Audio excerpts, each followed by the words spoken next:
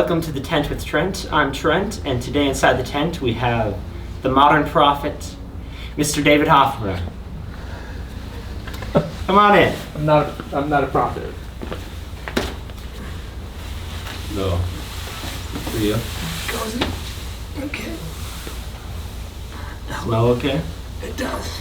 Okay, because if not, I have some essential oil too. It used to smell like What's that? rotten cheese. You know, the tent used to smell like. Oh. This smells a lot better. Okay.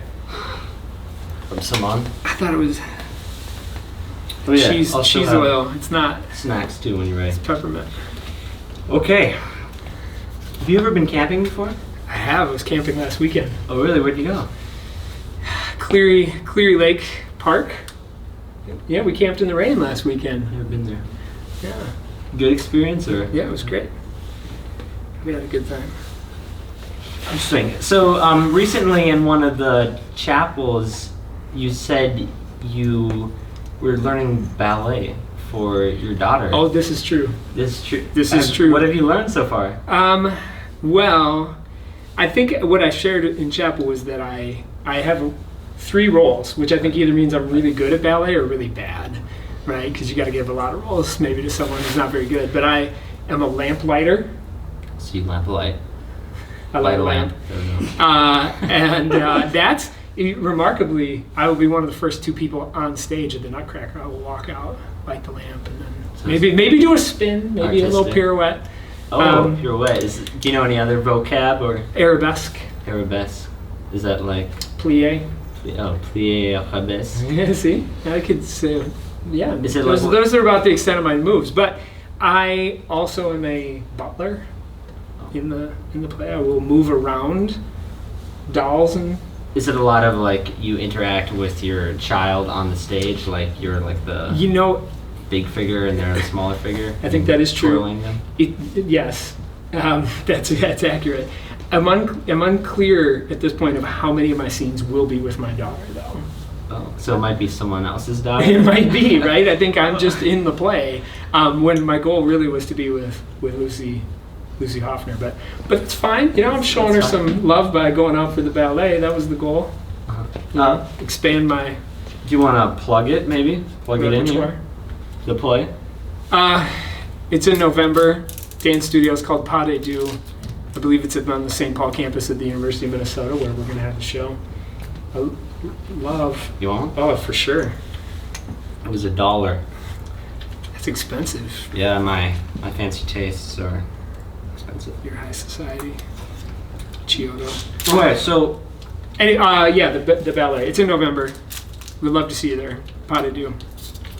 so I've never actually had a class of yours. Yeah. So I don't know It's you're good. a teacher, Yeah, but it's I'm curious. great. Is that better that way? It's probably better that way. Yeah.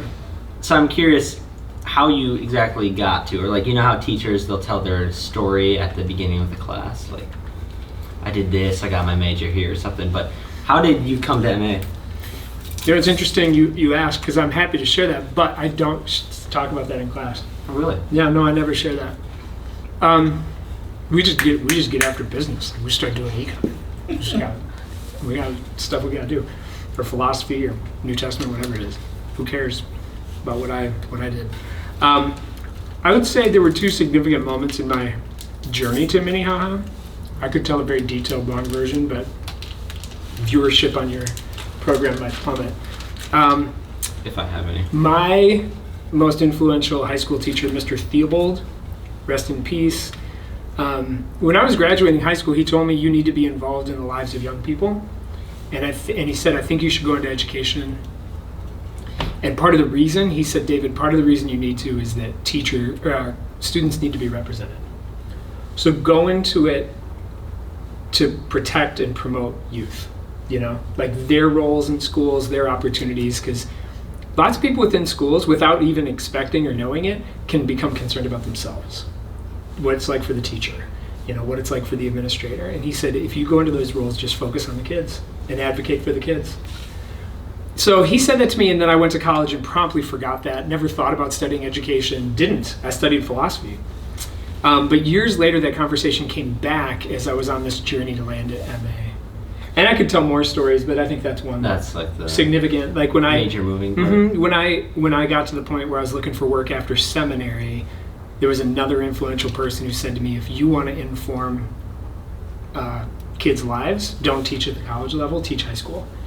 And this was after seminary, and I was thinking, well, I don't know, maybe I want to teach at the college level. And he said, no. He had taught at the college level for 40 years, and he said, people already have their mind up of what they're going to do. You can really help kids figure things out if you work with them in high school. High school is the best versus like middle school or elementary. You know what? Why is that? Well, you raise a good point. Probably some of the absolutely most formative stuff is lower, right, and middle. Even the data would show that. I think he was saying upper school to me because you don't typically teach philosophy at the other ages, but you probably should. I've tinkered with books. Might improve their the rest of their life. It might jumpstart them. There you go. Maybe that's what you're called to do. I don't know about that. Maybe. So, Grade school philosophy. What would that like? You With can't Trent. like get really deep because of the vocab. It might be So a that's little the thing. simpler. Or I think you're right with the vocab, but little kids are inherently deep.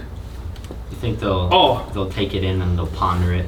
They ask why questions, and after 3 of them, you've got an existential crisis on your hand. You know, all parents know this. Be like, but why do I have to do this, and why that, and why this, and then parents are like, Because I said so. yeah, and it's bad reasoning, right? I mean, so kids are good at philosophy. Yeah, my kids, I love when they start asking questions about these things. I think, yeah, they're really good at it. Okay, so the next thing I wanted to do was call you by your first name. Just wanted to see how it feels. Sure, try it. Okay, David. It feels really. It doesn't feel right. It feels like I'm calling my mom like Buddy or something. Is that her first name? No, Mary's her first name. I probably should have slipped it in more like subtly, like we're giving you the beef stick. Take this, David, or something. There you go, David. I'll try that for the next interviews. Well, so truth be told, I think you can say anybody's name disrespectfully, first, last, you know. So Yeah, you could be like, "Hey, David," you know. We're gonna be like, "Hey, David." "Hey, Mr. Hoffner." Hey, David. You Would that be loser? that'd You know, be we're like, weird, "Hey, though. Mr. Hoffner." I think you can say anything with respect or With it. dignity. Yeah. Okay. Next thing is scary story time. Can we turn off the lights? I get freaked out. A little I scared. could give you a flashlight. Okay, you ready? I think so.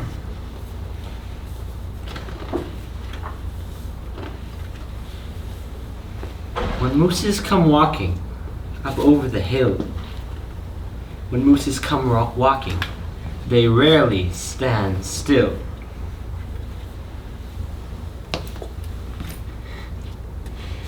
When mooses come walking, they walk where they will.